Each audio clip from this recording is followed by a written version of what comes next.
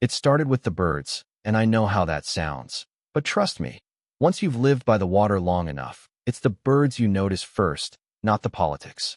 Sandpipers, usually nesting all along the eastern ridge, just vanished one morning, and the pelicans stopped coasting those familiar tidal curves, started drifting inland, all quiet, like they knew something we didn't.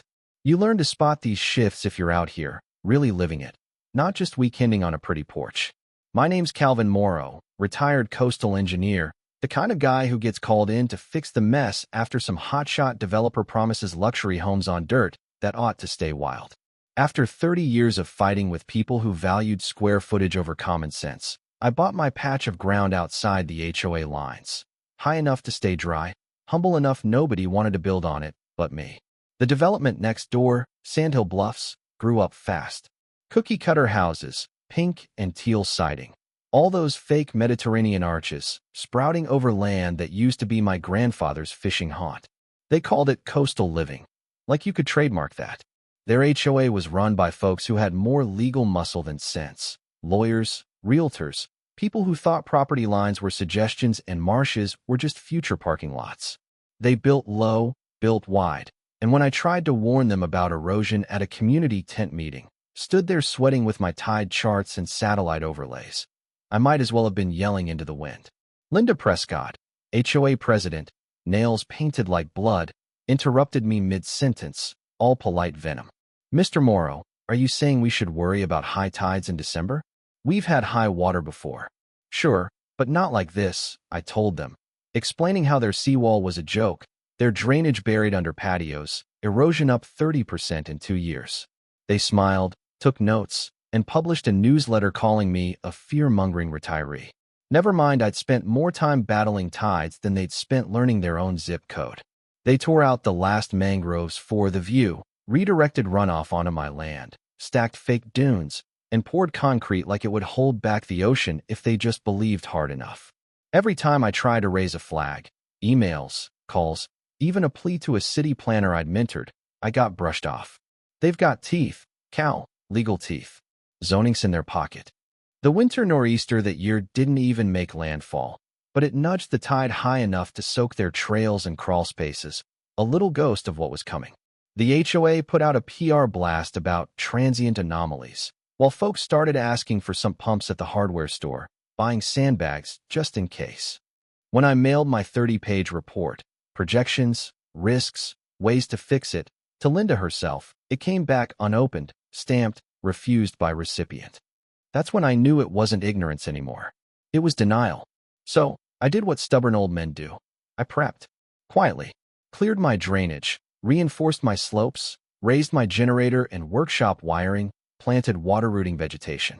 Meanwhile, the HOA threw wine mixers to sell Phase 3, stacking homes lower than the first batch, pouring foundations right into damp soil and calling it progress. Every warning got me more ridicule, more icy glares at the feed store, more mind your business, old man.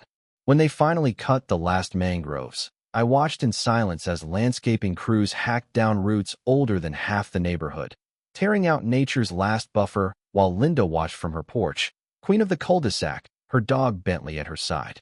They said the trees were diseased, submitted paperwork after the fact to the county, faked a hazard report no one could produce.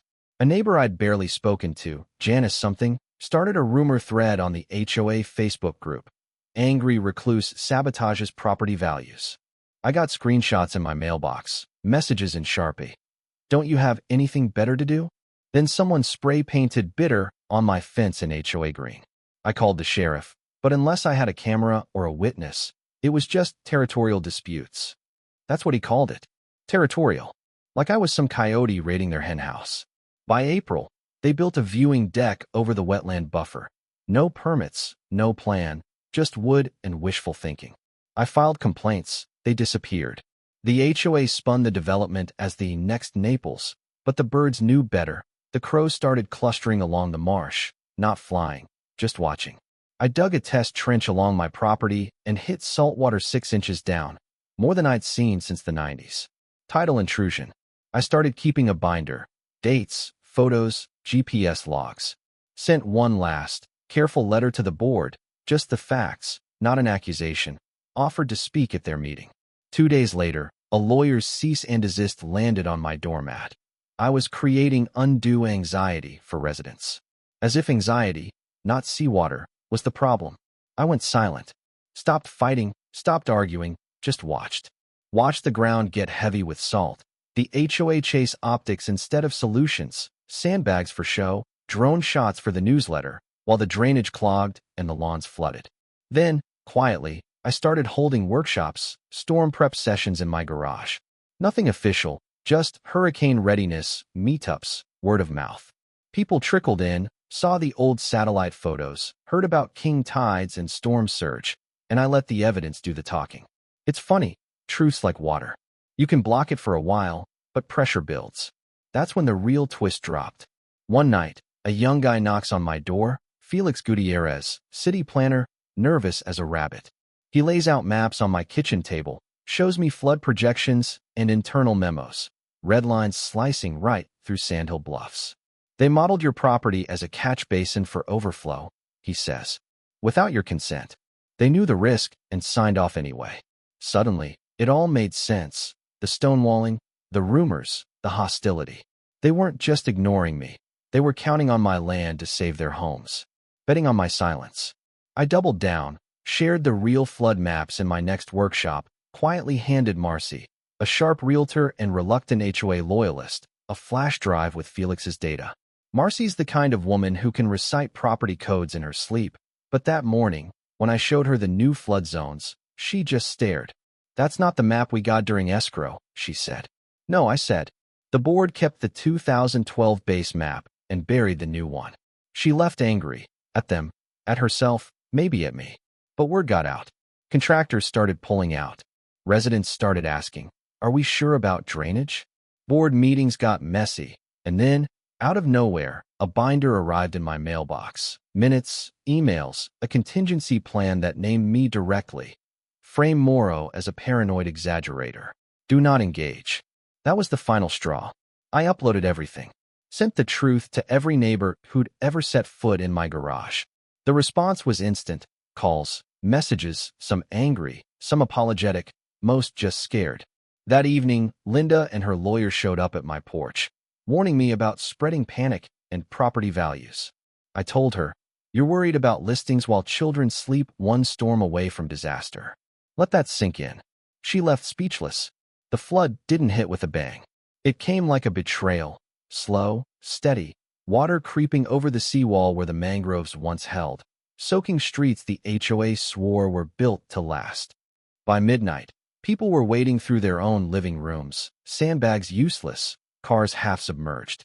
I opened my land, set up lights and coffee, handed out maps with my property circled as safe ground. By sunrise, 30 soaked, silent neighbors stood in my field. I didn't gloat. I just handed out coffee and pointed to the fire. The HOA's emails called it a highly unusual event, blamed blocked drains, urged everyone to avoid misinformation. But by then, even loyalists like Marcy had seen the truth. Residents forwarded internal emails. The HOA had built over drainage basins, repurposed them for a dog park, ignored every risk. Felix confirmed it. The city expected that retention pond to catch the overflow. It's gone now. Built over. The cracks widened. Contractors bailed. News started circling. And by the next king tide, my barn was a full-on shelter. 100 people crowded in, a patchwork of tarps and tents. We ran on generators, took turns boiling water, even held story time for the kids. The board finally cracked. Linda appeared one morning, mascara gone, hair a mess, clutching her dog. She stepped in front of the crowd, voice hoarse. I failed you, she said. The board resigns. The HOA is dissolved. No one cheered. They just looked at me, expecting something. I told them, we rebuild together, but this time with truth, not titles. They applauded, not for me, but for what was left. We started over. Felix secured a permit for an emergency rebuilding zone. This time, we did it right. Elevated homes, no shortcuts, trees for roots, not for view. A reporter came by, expecting drama, but left in tears after seeing a community stitched together by loss and honesty. Donations poured in, tarps, food, even a tractor. Some folks left, Linda among them. She slipped me a box of tools and a note. For whoever needs to start over. We did. We planted trees, built raised beds, marked the flood line with stones carved with the date and the names of those who helped. One morning, Haley, Shelby's daughter, just 7, asked me, "What's a tide?" I told her, "It's the ocean coming home. Sometimes it knocks too hard, but it always leaves again." She asked, "Are we safe now?" I didn't lie. "We're ready now," I said. So yeah, the HOA fell. The storm washed away more than just drywall. It cleared out the rot, the fear, the need to hide behind rules instead of facing the truth. Now, we stand on the hill, a new kind of community, one that listens, that acts, that doesn't wait for permission to do the right thing. Maybe you think that's just how disasters end, but I say it's how something better begins. And I'll ask you this. If you were here, would you trust the board or the man who built on the hill? Comment below. Tell me, when is it right to fight the tide, and when do you let it wash everything clean?